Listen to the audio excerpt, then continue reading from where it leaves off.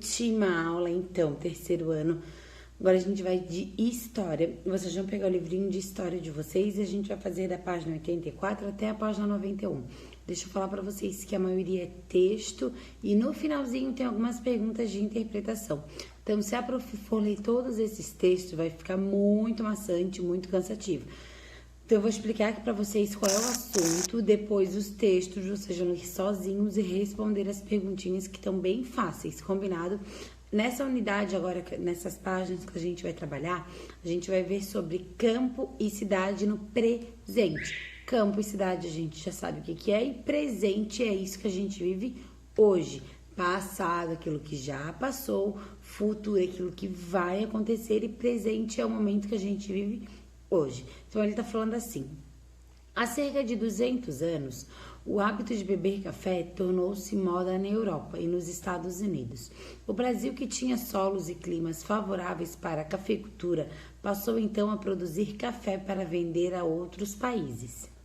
Com a expansão das fazendas de café pelo Vale do Paraíba, área situada entre o Rio de Janeiro e São Paulo, aumentou muito a entrada de africanos escravizados trazidos para trabalhar nessas fazendas, plantando, colhendo, secando e transportando café. Então, olha só, eles trouxeram escravos para trabalhar nas fazendas de café. Olha só que tá mostrando ali, fotografia em 1875, em que se vê adultos trabalhando na secagem do café.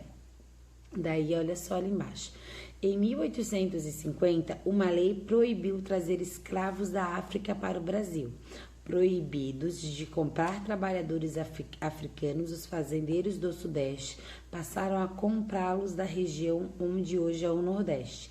Isso é chamado de tráfico interno.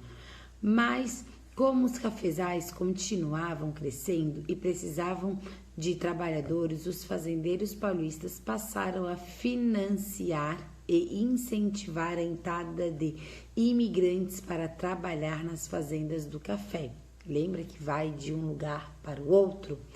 Então, olha só depois que está falando ali na página 85. O café fez a riqueza de São Paulo. Por volta de 1850, graças ao café de São Paulo, tornou-se a província mais rica do Brasil. Nessa época, quem entrasse em São Paulo, vindo do Rio de Janeiro, avistava milhares de pés de café cobrindo de verde os morros da região. Os fazendeiros do lugar eram chamados de barões do café. Nessa região, eram os negros escravizados que trabalhavam no plantio, na colheita e na produção do café, chamado na época de Ouro Verde. Depois os cafezais se espalharam pelo oeste paulista e pelo Paraná, e os imigrantes, sobretudo italianos, passaram a dividir com os escravizados o trabalho nos cafezais. Então, olha só que eles traziam escravos para poder trabalhar, ter mão de obra barata. Olha só, daí ali vocês têm então a imagem e depois ali da página 85, vocês têm a imagem do mapa do avanço da cultura do café.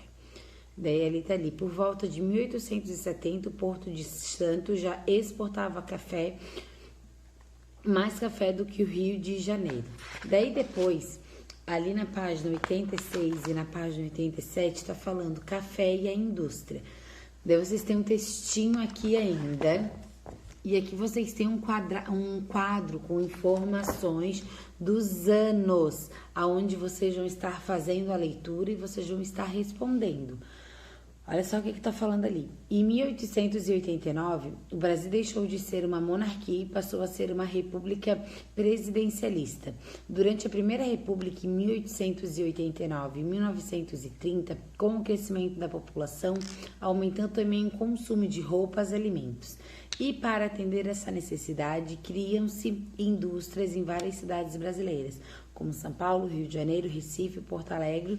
Observe o quadro. Quanto mais pessoas, mais trabalho, mais lojas, mais supermercado, mais casas, mais prédios, não é verdade? Para poder dar conta da população inteira. Quanto mais pessoas, maior o nosso município, o nosso estado vai ficando. Olha só ali, número de indústrias e de operários entre 1800 e 89 e 1920. Dele vocês têm o quadro. E depois tá falando ali na número 1.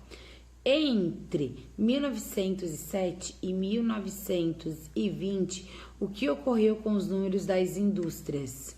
Ele o quê? Duplicou, triplicou, quadruplicou, diminuiu, manteve o mesmo? O que aconteceu? Vocês vão anotar. Depois já número 2. E com o número de operários, o que ocorreu nesse período? Ele duplicou, triplicou, ele diminuiu, ele continuou o mesmo? Vocês vão escrever. Daí depois ali embaixo tá falando assim: em 1920, em São Paulo, mais da metade dos operários eram estrangeiros, enquanto no Rio de Janeiro eram mais de um terço. A maioria era formada por imigrantes italianos, portugueses e espanhóis. Daí depois lá na página 87 tá falando assim: agora é sua vez. Observe com atenção os dados da tabela a seguir. Ali vocês têm uma tabela e aí do lado vocês têm uma imagem. Vocês vão observar com bastante atenção aquela tabela e depois vão responder ali embaixo de acordo com a tabela e com a imagem. Sendo que é somente uma resposta correta na número 1 e uma resposta correta na número 2. Combinado? Daí depois, a página 88, a página 89... a página 90 e a página 91 tá falando sobre uma cidade, diferentes culturas. Culturas a gente já sabe, são as tradições, os costumes que vêm dos antigos, que vêm do passado, que uma cidade constrói, que uma pessoa constrói uma cultura, uma comida, uma dança, uma roupa, uma história. Então ali vocês têm um pouquinho falando sobre as culturas lá de São Paulo. Daí vocês vão ler e depois vão somente observar, ó, que vocês vão fazer a leitura da cultura e vão observar as imagens que tem aqui de um tipo de cultura. Então façam as atividades com bastante atenção. Qualquer coisa, voltem, dê uma lida novamente no texto, mas eu tenho certeza que vocês não vão precisar, porque as atividades estão bem fáceis e a prof tem certeza que vocês vão dar um show e que vocês vão conseguir fazer tudo. Combinado, galera? Então,